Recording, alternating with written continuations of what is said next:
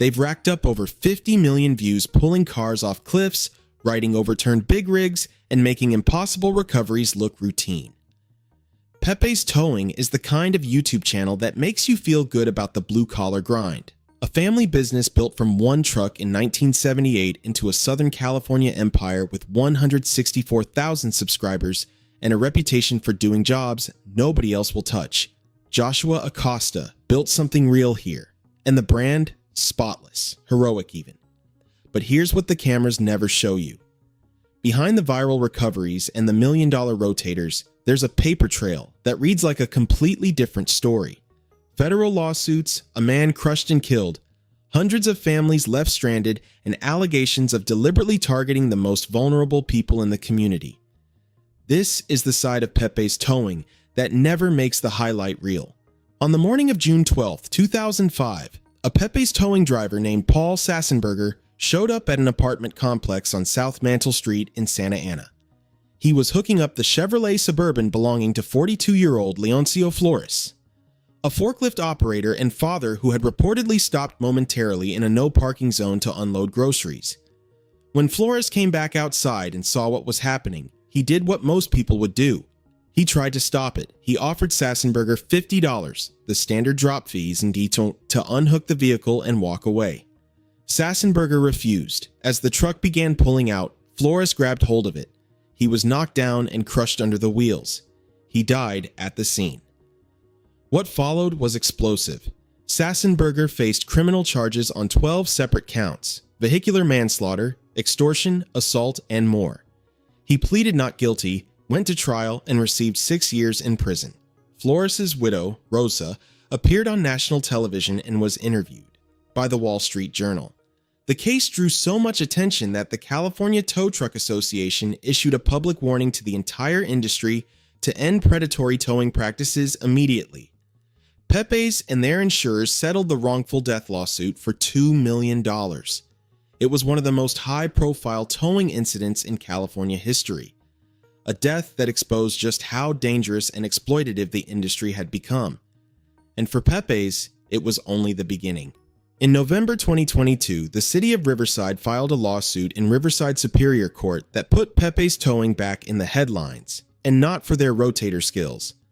The suit alleged that between April 2019 and May 2021, Pepe's had illegally towed 622 vehicles from the Lincoln Plaza shopping center on Van Buren Boulevard. The location wasn't random. Lincoln Plaza sits next door to the Van Buren Drive-In, which hosts a weekly swap meet that regularly generates overflow parking into the shopping center lot.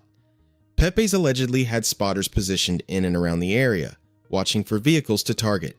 The problem? They had zero written authorization from the property owner, the property manager, or the security company, all of which California law requires before a single vehicle can legally be towed from private property.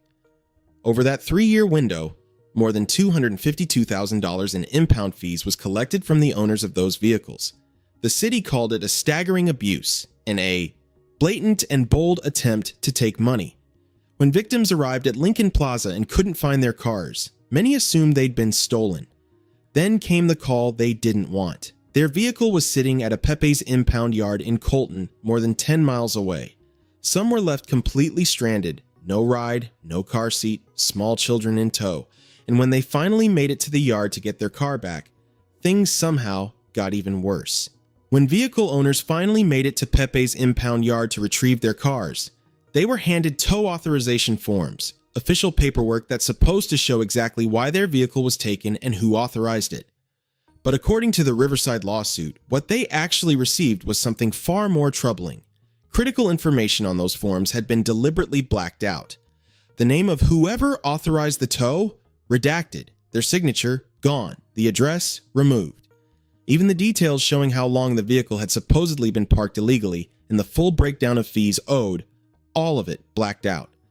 Drivers were essentially being handed documents that told them nothing while being charged hundreds of dollars they couldn't verify or dispute. And if they couldn't pay fast enough, the fees kept climbing. Pepe's allegedly imposed deadlines on vehicle owners, and if those deadlines weren't met, the impound charges increased. Vehicles that sat too long were reportedly sold off entirely, with Pepe's pocketing the money.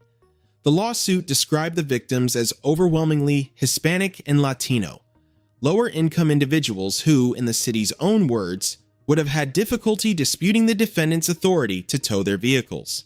People who couldn't easily afford an attorney, couldn't miss work to fight a charge, and in many cases had no real option but to pay. What made all of this even harder to stomach was the timing of when it escalated the most. By 2020, millions of Californians had lost their jobs, couldn't make rent, and were one unexpected bill away from complete financial collapse.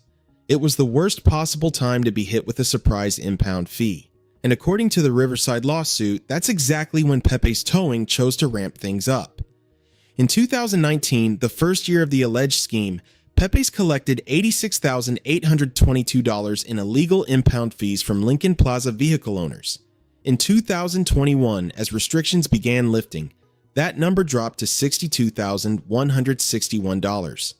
But in 2020, right in the middle of the pandemic, when California was under stay-at-home orders and unemployment had skyrocketed, Pepe's allegedly collected $103,444. That's the single biggest year of the entire operation. The city of Riverside didn't treat that timing as a coincidence. The lawsuit argued that pandemic-era victims were specifically vulnerable. They were less likely to know their legal rights, less likely to have money set aside to fight a dispute, and far more likely to simply scrape together whatever they could just to get their car back and move on. For many of these families, a vehicle isn't a luxury. It's how they get to work, drop their kids off at school, and keep their lives from falling apart entirely. Taking that away during the darkest economic period in a generation and charging hundreds of dollars to get it back was something the city described as a deliberate exploitation of the most desperate people in the community. But what came next was something almost nobody saw coming. Here's where the story takes a turn nobody sees coming. Because while all of this was happening, Pepe's Towing was simultaneously fighting their own battle against corruption and winning. For 18 years, company president Manny Acosta had tried to get Pepe's onto the tow rotation for the city of San Bernardino. Every single attempt failed. In 1999, 2005, 2011, and 2016 blocked every time. According to their federal lawsuit, the reason was a long-running pay-to-play scheme that had been operating in the city for decades. The tow companies already on the rotation were making cash contributions to elected officials' campaigns in exchange for guaranteed contract security. One witness declaration stated that the owner of a rival tow company was seen handing an envelope of cash directly to the mayor during a private late-night meeting at a restaurant in 2018. The lawsuit named 15 defendants, sitting and former mayors, city council members, city managers, and a police chief. When a federal judge rejected San Bernardino's attempt to have the case thrown out, the city folded almost immediately. In September 2020, San Bernardino agreed to pay Pepe's $1.3 million to settle the lawsuit, without any admission of wrongdoing. It was a legitimate, documented civil rights victory for a family business that had spent nearly 2 decades being shut out of a rigged system. The problem is what was allegedly happening on the streets at the exact same time. 3 months after pocketing that $1.3 million San Bernardino settlement, Pepe's filed another federal lawsuit, this time against the city of Rancho Cucamonga and the San Bernardino County Sheriff's Department. The story was strikingly familiar. Pepe's claimed their towing contract had been terminated unfairly, that a competitor was receiving preferential treatment because of a personal friendship with a senior county official, and that when Pepe's complained openly about it, the city yanked their contract entirely, just days after that complaint was filed. The lawsuit alleged violations of their First Amendment and 14th Amendment rights, the same constitutional arguments that had won them $1.3 million just months earlier.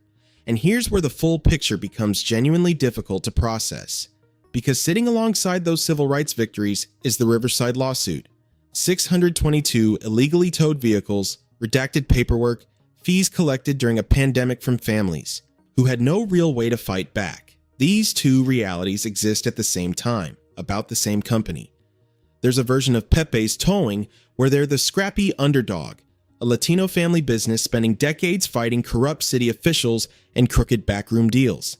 That version is documented and real. But so is the other version, the one where vulnerable people were allegedly targeted, stripped of their vehicles, and handed paperwork designed to keep them in the dark. The cameras only ever showed you one of those stories. Now you've seen both. Pepe's Towing built something genuinely impressive. A single truck in 1978 became an 80-truck empire, a YouTube brand with 50 million views, and a family name that millions of people associate with skill, toughness, and getting the impossible done. Parts of that story are completely real, and so is the corruption they fought and exposed within California's towing industry. But the court record tells another story running alongside all of it. A man killed during a disputed tow in 2005. Over 600 families allegedly targeted without legal authorization. Redacted paperwork. Fees collected during a pandemic from people who had nothing left to give. The towing industry, as Pepe's own lawsuits proved, is a world where power gets abused and the most vulnerable people always pay the price. The question worth sitting with is whether Pepe's fought that system or eventually became it.